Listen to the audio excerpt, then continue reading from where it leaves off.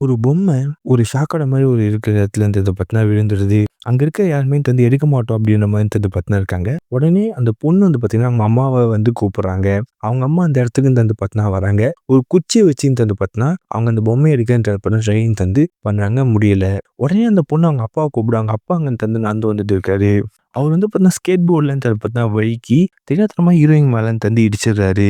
இடிச்ச உடனே வந்து பாத்தீங்கன்னா, ஹீரோயின் வந்து அந்த ஒரு அழுக்கு இருக்கிற தண்ணி உள்ள இருந்தத பாத்தீங்கன்னா விழுந்துடுறாங்க.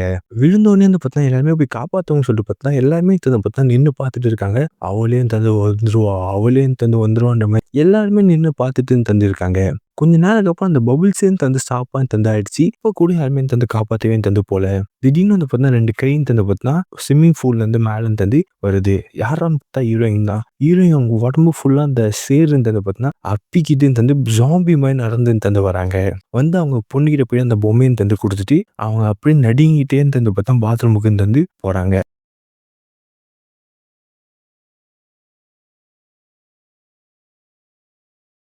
கத்திட்டு இருக்காரு.